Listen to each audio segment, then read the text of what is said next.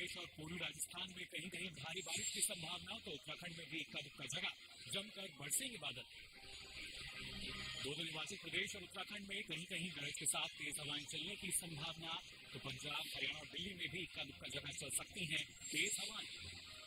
और रायलसीमा के तिरुपति में अधिकतम तापमान रहा 38.4 डिग्री सेल्सियस। तमिलनाडु के कुल्लू में न्यूनतम तापमान 14 डिग्री सेल्सियस हुआ दर्ज। नमस्कार, आप देख रहे हैं दूरदर्शन किसान मौसम खबर में आप सभी का स्वागत। मैं हूं मुकुल शर्मा।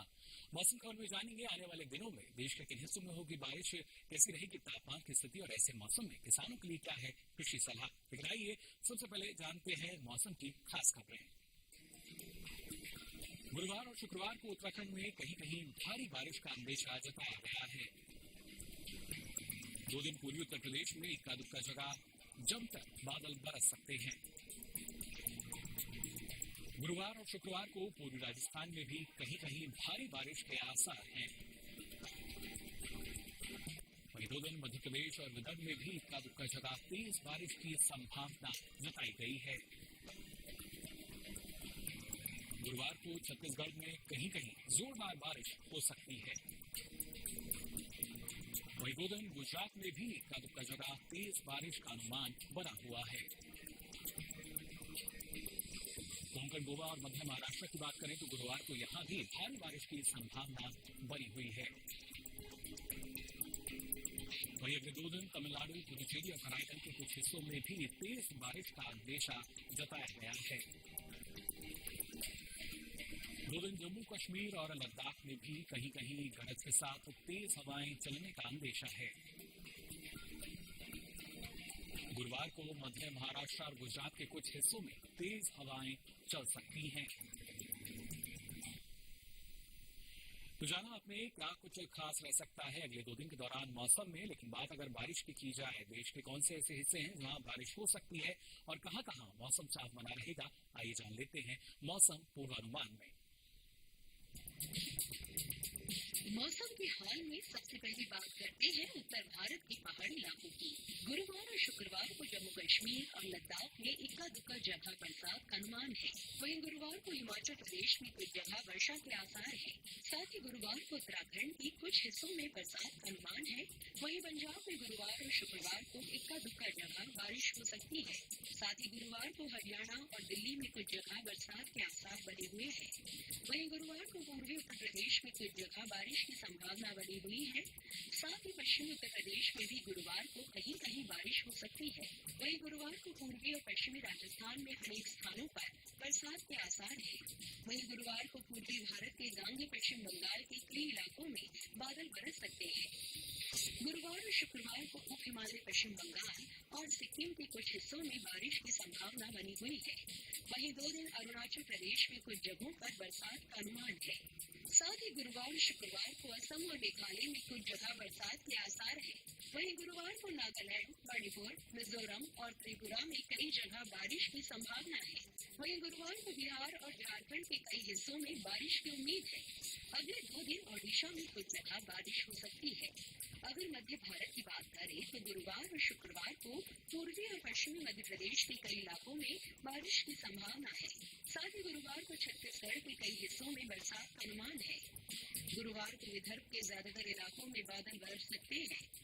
वहीं गुरुवार और शुक्रवार को मध्य महाराष्ट्र में कई जगह बारिश की संभावना है। साथ ही अगले 2 दिन मराठवाड़ा में अनेक जगह बरसात का अनुमान है। गुरुवार और शुक्रवार को कोंकण, गोवा के ज्यादातर इलाकों में बारिश की उम्मीद बनी हुई है। गुरुवार को गुजरात में कई जगह वर्षा होने का अनुमान है। दक्षिण भारत की बात करें तो गुरुवार और शुक्रवार को तटीय आंध्र प्रदेश में कुछ जगह बरसात का अनुमान है, जबकि अगले 2 दिन तेलंगाना में कई जगह बारिश की संभावना है। गुरुवार को तमिलनाडु और पुडुचेरी में कुछ जगह वर्षा का अनुमान है। अगले 2 दिन तटीय कर्नाटक के कई इलाकों में बारिश का अंदेशा है। वहीं साथ ही गुरुवार को उत्तरी कर्नाटक के भीतरी इलाकों में भी अनेक स्थानों पर बारिश की उम्मीद है। 2 दिन केरल के कुछ हिस्सों में बरसात की संभावना बनी हुई है। वहीं गुरुवार और शुक्रवार को अंडमान और निकोबार द्वीप समूह में अधिकतर जगह बादल बरस सकते हैं। और आइए अब आपको बताते हैं पिछले 24 घंटों के दौरान देश के किन हिस्सों में बारिश दर्ज की गई। साथ ही कहाँ हवाएं चली। जम्मू कश्मीर और लद्दाख की हम बात करें तो यहाँ पर कुछ जगह बादल बरसे। हिमाचल प्रदेश में भी कहीं कहीं भारी बारिश हुई। उत्तराखंड के अनेक हिस्सों में भी बारिश दर्ज की गई। पश्चिमी राजस्थान की बात करें तो यहाँ भी कई जगह काफी भारी बारिश दर्ज हुई। वहीं मध्य प्रदेश में भी कहीं कहीं बारिश दर्ज की गई। पश्चिमी उत्तर प्रदेश में कुछ जगह बारिश दर्ज की गई। पंजाब, हरियाणा और दिल्ली में भी कई जगह बारिश हुई। वहीं बिहार में भी कहीं कहीं बारिश दर्ज की गई। झारखंड और ओडिशा के कई हिस्सों में भी बादल बरसे। असम और मेघालय की बात करें तो यहाँ अनेक स्थानों पर बारिश दर्ज की गई। साथ ही नागालैंड, मणिपुर, मिजोरम और त्रिपुरा में भी कई जगह बारिश हुई। वहीं पश्चिम बंगाल और सिक्किम में भी इक्का दुक्का जगह भारी बारिश दर्ज की गई। विदर्भ की अगर बात करें तो यहाँ भी कहीं कहीं काफी भारी बारिश हुई। मध्य महाराष्ट्र और मराठवाड़ा में भी कहीं कहीं झमाझम बादल बरसे। कोंकण और गोवा की बात की जाए तो यहाँ भी कुछ जगह तेज बारिश दर्ज की गई। तटीय और उत्तरी आंचलिक कर्नाटक में भी कहीं कहीं बादल बरसे। तमिलनाडु में इक्का दुक्का जगह जोरदार बारिश दर्ज की गई। इसके अलावा रायलसीमा में भी कहीं कहीं बादल जमकर बरसे। अंडमान और निकोबार द्वीप समूह में भी कहीं कहीं तेज बारिश दर्ज की गई। इसके साथ साथ हवाओं की बात करें तो हिमाचल प्रदेश में कहीं कहीं तेज हवाएं चली। पंजाब, दिल्ली और हरियाणा में भी कहीं कहीं तेज हवाएं दर्ज की गई। इसके अलावा असम और मेघालय में इक्का दुक्का जगह तेज हवाएं दर्ज हुई। और आइए अब मौसम खबर में आपको बताते हैं तापमान का हाल कैसा रहा। सबसे पहले जान लेते हैं अधिकतम तापमान का हाल। असम और मेघालय में कहीं कहीं अधिकतम तापमान सामान्य के मुकाबले 5 डिग्री सेल्सियस अधिक यानी ऊपर दर्ज किया गया। साथ ही अरुणाचल प्रदेश में भी इक्का दुक्का जगह तापमान सामान्य के मुकाबले 5 डिग्री सेल्सियस अधिक दर्ज हुआ। वहीं केरल और माहे के कई इलाकों में अधिकतम तापमान सामान्य के मुकाबले 1.5 से 3 डिग्री सेल्सियस अधिक रहा। बिहार में भी कुछ जगह अधिकतम तापमान सामान्य से 1.5 से 3 डिग्री सेल्सियस ज्यादा दर्ज किया गया। और हिमालय, पश्चिम बंगाल और सिक्किम में भी कुछ जगह अधिकतम तापमान सामान्य की तुलना में 1.5 से 3 डिग्री सेल्सियस ऊपर यानी अधिक रहा। साथ ही रायलसीमा के कुछ इलाकों में भी तापमान सामान्य से 1.5 से 3 डिग्री सेल्सियस अधिक दर्ज हुआ। हालांकि इसके विपरीत हिमाचल प्रदेश में कई जगह अधिकतम तापमान सामान्य से 5 डिग्री सेल्सियस कम दर्ज किया गया। साथ ही गुजरात में कहीं कहीं अधिकतम तापमान सामान्य से 5 डिग्री सेल्सियस कम रहा। वहीं राजस्थान में इक्का दुक्का जगह अधिकतम तापमान सामान्य से 3 से 5 डिग्री सेल्सियस नीचे यानी कम दर्ज किया गया।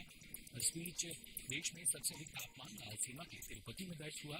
यहाँ तापमान 38.4 डिग्री सेल्सियस रहा। और अधिकतम तापमान के बाद अब आइए जान लेते हैं न्यूनतम तापमान का हाल। जम्मू कश्मीर और लद्दाख की बात करें तो यहाँ कुछ हिस्सों में न्यूनतम तापमान सामान्य से 3 से 5 डिग्री सेल्सियस अधिक दर्ज किया गया। वहीं उत्तराखंड के कई इलाकों में न्यूनतम तापमान सामान्य की तुलना में 1.5 से 3 डिग्री सेल्सियस अधिक रहा।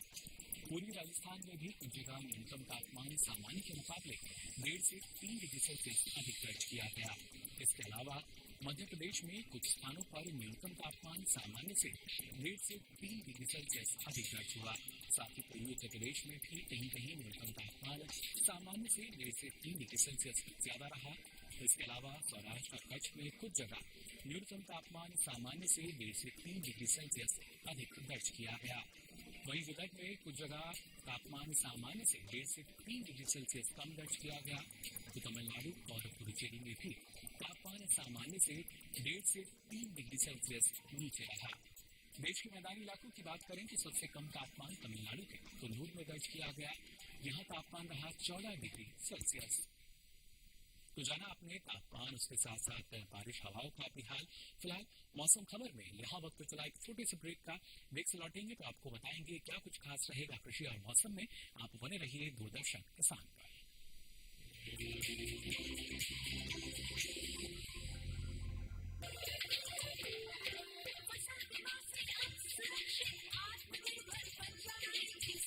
एआईसी के संग मौसम की मार अब नहीं करेगी कमी, नुकसान की होगी पूरी भरपाई।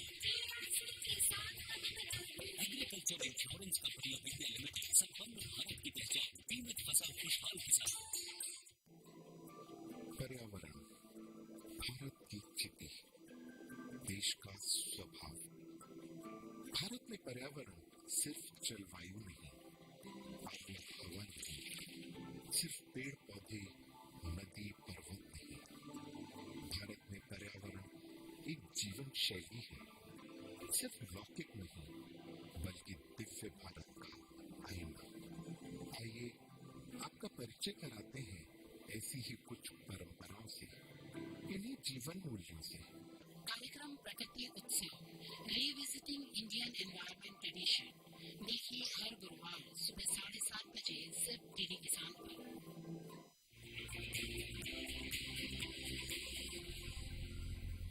ब्रेक के बाद आप सभी का एक बार फिर स्वागत। मौसम खबर में ब्रेक पे जाने से पहले आपने जाना देश के कई इलाकों में बारिश का अनुमान जताया गया है और ऐसे में जो बारिश है ये हमारी फसलों को नुकसान पहुंचा सकती है।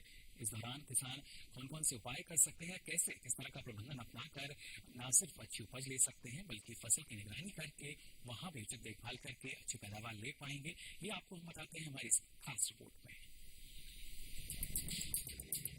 मौसम को ध्यान में रखते हुए जम्मू और कश्मीर के उपोष्ण कटिबंधीय क्षेत्र में तोरिया की बुआई करें। वहीं जम्मू कश्मीर के मध्यवर्ती क्षेत्र में फूल गोभी और पत्ता गोभी की नर्सरी में बुआई जारी रखें। यहाँ के किसान नर्सरी को उचित जल निकासी प्रदान करें। जम्मू कश्मीर के मध्यवर्ती क्षेत्र में जड़ वाली फसलों जैसे गाजर और मूली की बुआई भी कर सकते हैं। घाटी क्षेत्र में धान की फसल का खास ख्याल रखें। उचित जल निकासी का प्रबंध बनाए रखें ताकि फसल को बारिश के पानी से नुकसान न पहुंचे। घाटी क्षेत्र में पक चुके धान और मक्का की कटाई कर ले। साथ ही यहाँ के किसान पत्तेदार सब्जियों जैसे पालक, धनिया और मेथी की बुआई कर सकते हैं। बात करें हिमाचल प्रदेश की तो उच्च पहाड़ी शीतोष्ण शुष्क क्षेत्र के किसान जौ की कटाई करें। साथ ही यहाँ के किसान खीरे की तुड़ाई कर सुरक्षित स्थान पर रखें। वहीं उत्तराखंड के पहाड़ी क्षेत्र में अदरक और बाजरा की फसल को बारिश के पानी से बचाएं। उत्तराखंड के भाबर एवं तराई अंचल में तोरिया की बुआई की जा सकती है। इसके अलावा यहाँ के किसान शीतकालीन गन्ना फसल की बुआई कर सकते हैं। तो जाना आपने अलग अलग इलाकों में अलग अलग फसलें जो हैं उनकी बुआई किसान कर सकते हैं, देखभाल भी कर सकते हैं इस समय। और ऐसे में एक और विकल्प किसानों के पास है। जो है आज की फसल में आपको हम बता रहे हैं लोबिया की खेती के बारे में। अगर आप इसकी खेती करना चाहते हैं तो मैदानी हिस्सों में इसकी बुआई अभी आप कर भी सकते हैं। कुछ जगह इसकी तैयारी भी चल रही है। इस दौरान आपको किन बातों का ख्याल रखना होगा जिससे अच्छी उपज आप इस मौसम में भी ले सकें, आने वाले समय में भी। इसके लिए आइए नजर डाल लेते हैं हमारी इस खास रिपोर्ट पर। लोबिया के लिए 21 से 35 डिग्री सेंटीग्रेड तापमान की जरूरत होती है। दोमट मिट्टी इसके लिए सबसे बेहतर मानी जाती है, लेकिन बलुई दोमट मिट्टी में भी इसकी खेती की जा सकती है। इसके अलावा बरसात के मौसम में ढालू जमीन में भी इसे बोया जा सकता है। जिस खेत में लोबिया बोना चाहते हैं उसमें पानी निकलने की उचित व्यवस्था होनी चाहिए। 1 हेक्टेयर में कितना बीज डालना है ये इस बात पर निर्भर है कि आप किस मकसद से इसे बो रहे हैं। फलियों के लिए 20 से 25 किलो, दाने के लिए 30 से 35 किलो और हरी चारे के लिए 35 से 40 किलो बीज प्रति हेक्टेयर लगेगा। दाने और फलियों के लिए कतार में बीज बोए, जबकि हरी खाद के लिए बीज को खेतों में छिड़क दें। लोबिया के लिए 10 से 15 किलो नाइट्रोजन और 20 किलो फास्फोरस प्रति हेक्टेयर की दर से बुआई से पहले ही डाल दें। बुआई के 20 से 25 दिन बाद खेत की निराई गुड़ाई कर लें। ज्यादा खरपतवार उगने पर दोबारा निराई गुड़ाई करें। लोबिया में सूत्रकृमि और पीला रोग का खतरा रहता है। पीला रोग को मोजेक भी कहा जाता है। रोकथाम के लिए ग्रीष्मकालीन लोबिया में ज्वार की मिश्रित फसल लें। लोबिया में माहू और फली भीगर कीट का भी खतरा रहता है। फसलों में लगने वाले इन रोगों और कीटों से बचाव के लिए किसान विशेषज्ञों की सलाह से उचित दवाओं का छिड़काव करें। तो जाना आपने कैसे आप बेहतर उपज ले सकते हैं लोबिया की। वही आगे बढ़ते हैं और आपको बताते हैं मौसम को ध्यान में रखते हुए मध्य प्रदेश के किसान कौन कौन से कृषि कार्य भी कर सकते हैं। आप बता दें मध्य प्रदेश के किसान खासा सुधरवा जिले में उड़द और मूंग की कटाई भी कर सकते हैं। कटाई के बाद उपज को सुरक्षित स्थान पर जरूर रखें।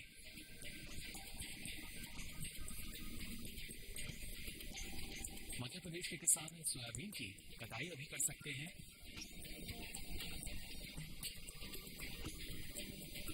साथ ही यहाँ किसान खाली खेती में तोरिया की बुआई जारी रखें।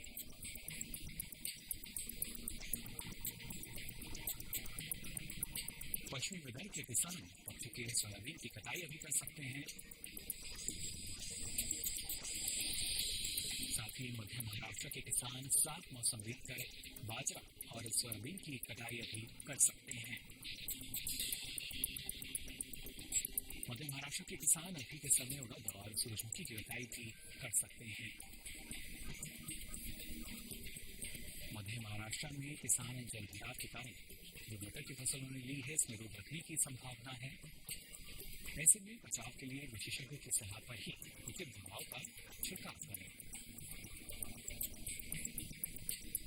मराठवाड़ा के किसान सोयाबीन की कटाई अभी कर सकते हैं। और इसी के साथ ही मौसम खबर में यहाँ वक्त चला एक और छोटे से ब्रेक का। ब्रेक से लौटेंगे तो आपको बताएंगे क्या कुछ खास रहेगा कृषि और मौसम में। आप बने रहिए दूरदर्शन किसान पर।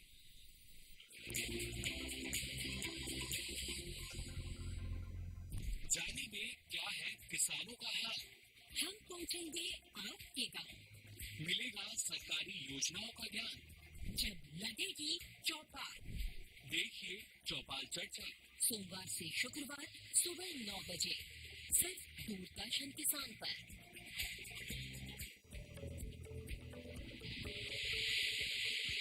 खुशहाल होंगे खेत, पशु रहेंगे स्वस्थ, सरकारी स्कीम का होगा लाभ, जब एक्सपर्ट्स का मिलेगा साथ, आपके सवाल विशेषज्ञों के जवाब, सिर्फ एक फोन कॉल की दूरी पर।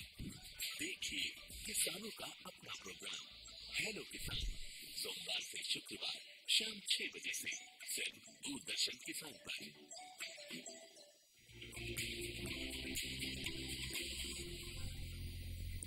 ब्रेक के बाद आप सभी का एक बार फिर स्वागत मौसम खबर में। चलिए आपको बताते हैं मौसम के लिहाज से और किन बातों का ख्याल आपको रखना होगा। उत्तर प्रदेश की अगर बात की जाए तो यहाँ किसान खासतौर से पूर्वी मैदानी क्षेत्र और बुंदेलखंड क्षेत्र के जो हैं जल्दी पकने वाली सरसों की बुआई भी कर सकते हैं।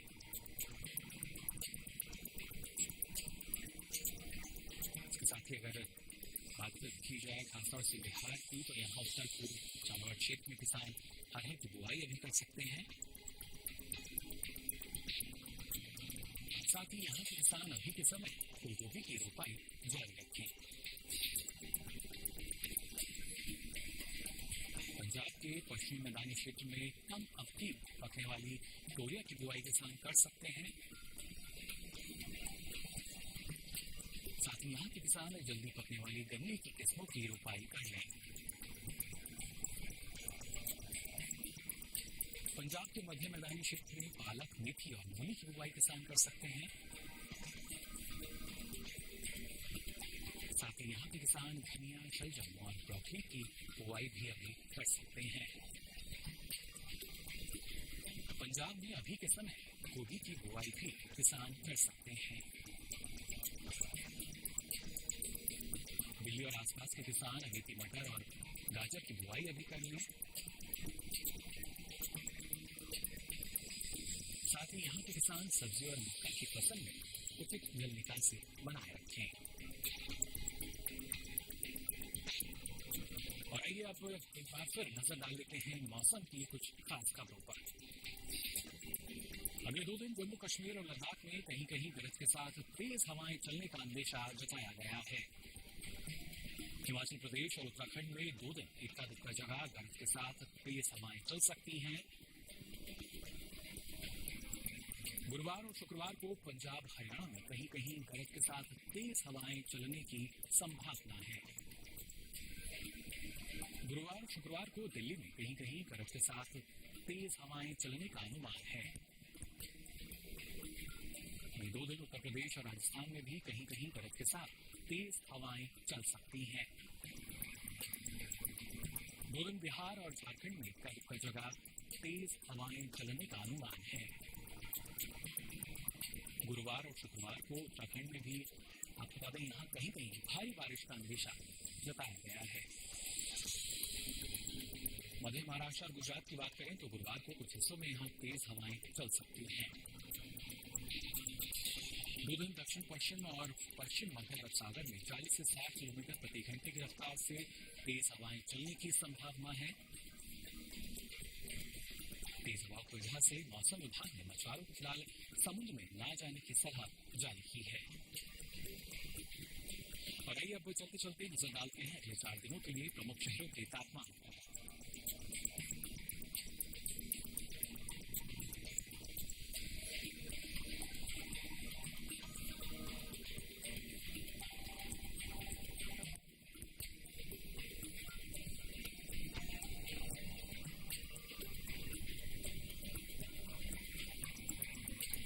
बता दें, मौसम खबर को अब आप डीडी किसान के यूट्यूब चैनल पर भी देख सकते हैं। इसके लिए आपकी टीवी स्क्रीन पर जो QR कोड दिखाया जा रहा है, इसको आप स्कैन कर सकते हैं। इसके बाद मौसम की सारी जानकारी मौसम खबर के साथ आप यूट्यूब के माध्यम से ले सकेंगे।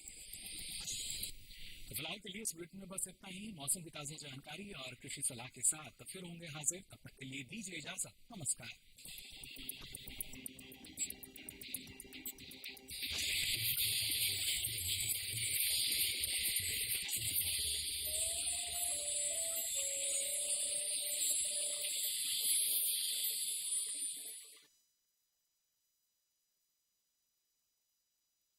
इंडिया लिमिटेड, संपन्न भारत की पहचान, बीमित फसल, खुशहाल किसान।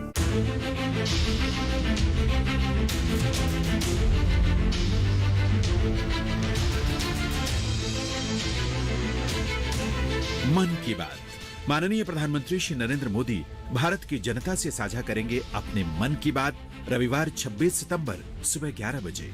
आकाशवाणी के सभी केंद्र, सभी चैनल इसे प्रसारित करेंगे एक साथ ही इसका प्रसारण दूरदर्शन के national news, DD Bharati, DD India, DD Urdu और डीडी किसान चैनल पर भी किया जाएगा। तो याद रखें, रविवार 26 सितंबर सुबह 11 बजे मन की बात। उन गहरे गलियारों में कोई राज छुपा है। भाभी, गुनाहों और षड्यंत्रों का किसने जाल बुना है? छल प्रपंच के बीच क्या हो पाएगा सफल उसका संकल्प?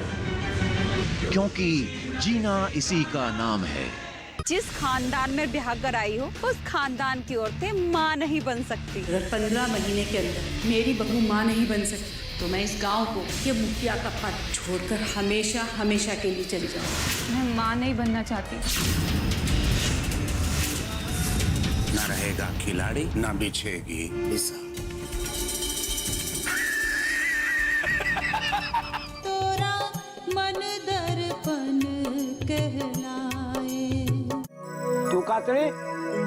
बाबा स्कूल बॉक्सिंग प्रैक्टिस करने। तेरे को कितनी बार बोला ये बॉक्सिंग वॉक्सिंग कुछ नहीं होता, नहीं करनी। फिर भी तू अपनी माँ के जैसे समझेगी नहीं। खोपड़े की जगह ना घुटनों में दिमाग है तुम्हारा। अच्छा लगा तुम सबका ये जज्बा देखकर। दूसरों की तरह छुट्टियां मनाने की जगह तुम जो अपने अपने खेल में पसीना बहा रहे हो ना, यही मेहनत तुम्हें ओलंपिक्स में लेकर जाएगी। Come on come on fast.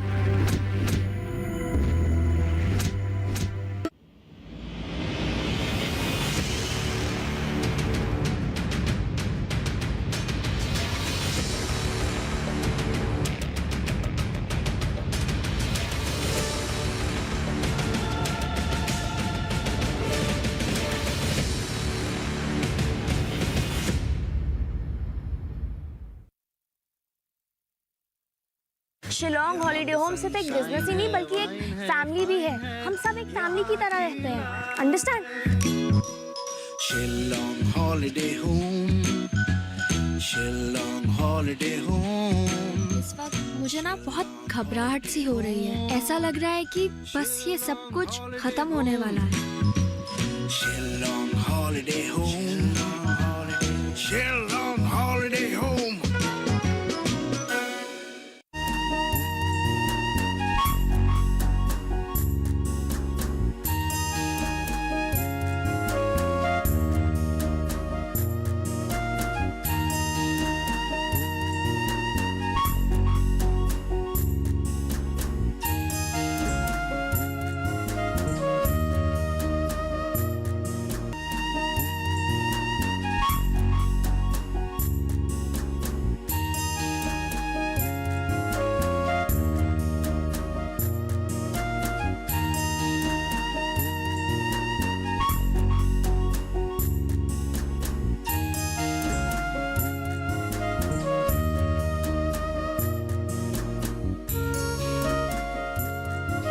पशुधन का हमारे देश की अर्थव्यवस्था में एक महत्वपूर्ण योगदान रहा है। देश में शुष्क और अर्धशुष्क क्षेत्रों में पशुधन की बहुलता है। वजह यह है कि ऐसे क्षेत्रों में कृषि पैदावार कम होती है और पशुधन ही जीविका का प्रमुख साधन है। यहाँ बंजर और लवणीय भूमि में चारा उगाकर घास की पैदावार की जा सकती है। इसके साथ ही बहुवर्षीय घास लगाकर और फसलों के अवशेष के प्रसंस्करण से चारा तैयार कर पशुओं का पोषण किया जाता है।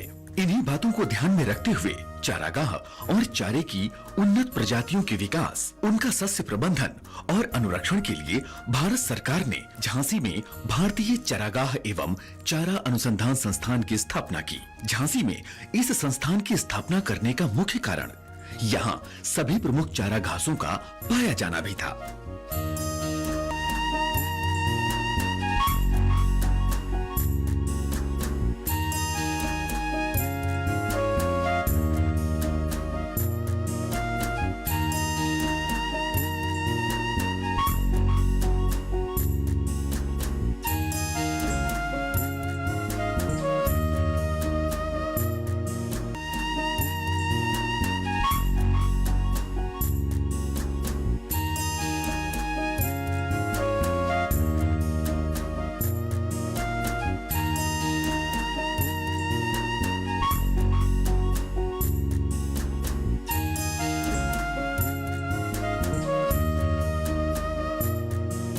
संस्थान ने बदलते जलवायु परिवेश में चारा फसलों के उत्पादन की नई पद्धतियां विकसित की हैं, जिनसे रबी और खरीफ में हरे चारे की फसलें ली जा सकती हैं। यहाँ पर इंटीग्रेटेड फार्मिंग के विकास पर नवीन शोध किए जा रहे हैं। शुष्क और अर्ध शुष्क क्षेत्रों में खासकर गर्मियों में हरे चारे की कमी को पूरा करने के लिए और पोषण गुणवत्ता में सुधार करने के लिए कांटा रहित नागफनी की खेती के तकनीकी विकास की पहल की गई है। इससे प्रोटीन, ऊर्जा और उच्च जैव भार के साथ नागफनी की उपयुक्त प्रजातियों का उपयोग और पशुधन आधारित खेती को बढ़ावा मिलेगा।